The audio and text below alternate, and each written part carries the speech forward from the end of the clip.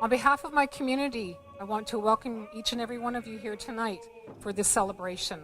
It's an exciting day for us, and we've come a long way, and I just wanted to acknowledge that fact. We are not signing your traditional agreement in principle. We are signing a Memorandum of Understanding that gets us into the next stage of negotiations, which sort of fast tracks us into the next stage, because we have the governments here that are willing and ready to move on into the next stage of negotiations. So we are here and we are ready to work, to do that work, and we are moving forward today. Together, we are working hard to build healthy communities, to create a shared prosperity. And exploring a rights and reconciliation approach, a recognition of the rights approach here in British Columbia. This is the first time such a memorandum has ever been signed. Developing a new type of agreement called a core treaty. It's a streamlining process. It's a process by moving it directly to the last phase, the fifth phase of the treaty process. And we're doing that through the MOU. And again, I'm going to say it again, this has never been done before. There's a reason for everything we do in a cultural and ceremonial setting. We're inviting you to share in ceremony with us. We're going to be honoring some of our guests today, putting the blanket across their shoulders, which symbolizes something. Blanket goes over the heart. Headband goes on the head. So we do the work with a good heart and a good mind. We honor the speakers, we honor the guests. We bless the floor before they step onto the ceremonial space. So right now we just asked a couple of the matriarchs to lay down the cedar boughs that the honorees will be standing on. And the purpose of using cedar is that cedar collects a lot of the negative energy that we carry. That way when they start on this journey, this new path with the treaty, the SXTA, and the work that they're going to be doing, that they'll have a good lighted heart, a lighted spirit as they move forward. It's a real privilege for you, and I want you to recognize this, that we've invited you into this part of our sacred cultural space. We do business and we do things exactly as the ancestors handed over to us, out of respect, because there's so much meaning behind everything that we do.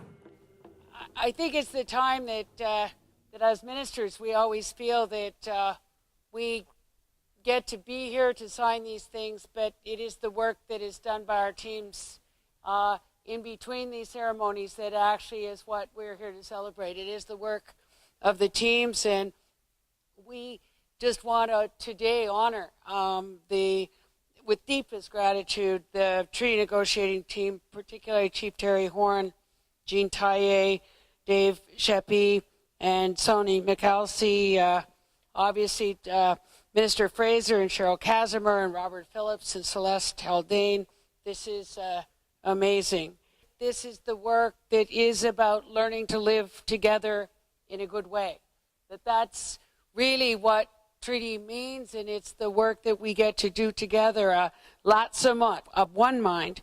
How do we come together and just thank everybody who, as Celeste said, it's about the resilience, and it's about finally getting to do the right thing by actually doing this important work of self-determination, where once again you will have jurisdiction over your land and your water and your people, and again get to that moment where you no longer have to live under the Indian Act. I want to acknowledge Grand Chief Joe Hall for he was in this process for a long time, and also Grand Chief Stephen Point, who couldn't be here tonight, and all the work that has been done with all the past chiefs' leadership that have done all the work to get us to where we are today. The agreement of principle that we have worked on is not just going to go in the garbage. We're taking all of the stuff that we have agreed to and worked on over that, taking that and putting it into the core treaty process where we can strip away all the unnecessary stuff and move forward at a pace that is more like we would like. I really want to take the time to acknowledge the hard work of Canada. I see Minister Bennett, British Columbia, represented by Minister Fraser, and the chiefs that are sitting before you today. But I also wanted to acknowledge the citizens in this room, because it's through your resilience, your determination, who you are to empower this work to happen. This milestone is just not about the past, although our shared histories as Indigenous peoples in this country is important. And it's the past that drives us to self-determination, to strive for reconciliation, to ensure that we are going to create a better place for our children and our grandchildren and all the other generations to come. I think this is about the future. And I think this relationship that is being forged today, the commitment that we have with the chiefs, Canada and British Columbia, with everyone bearing witness, is about the future. Sort of the principle that we've molded this treaty around is Tamiyuk, 7 generations back, 7 generations forward.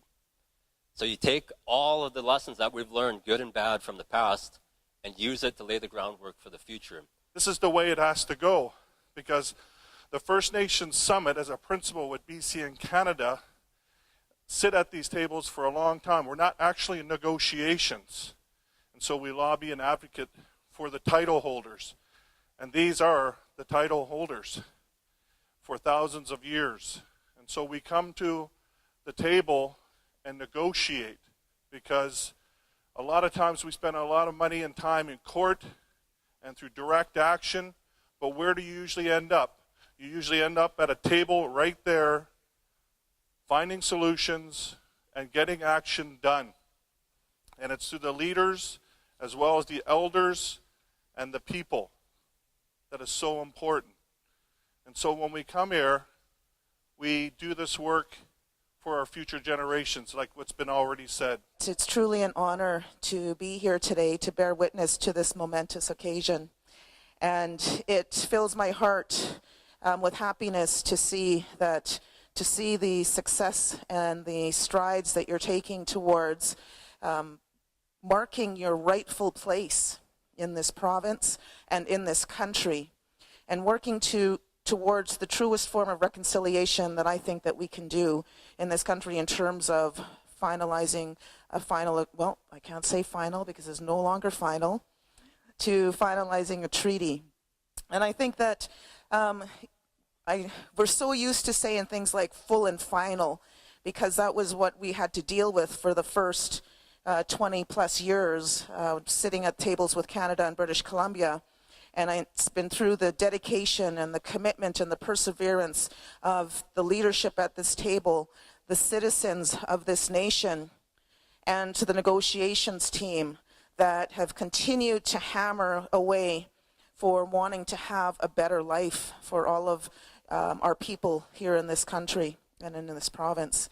And it's through that commitment and through that dedication that we find ourselves here, or where you find yourselves here today, signing this historic agreement. This is not going to be a full and final agreement, because we have no way to even think of what things are going to look like in the future 150 years down the road. If we look back 150 years and saw what has happened from then till now, there's no way to predict any sort of things like that. So that's why we need a document like this, a treaty, to be not full and final.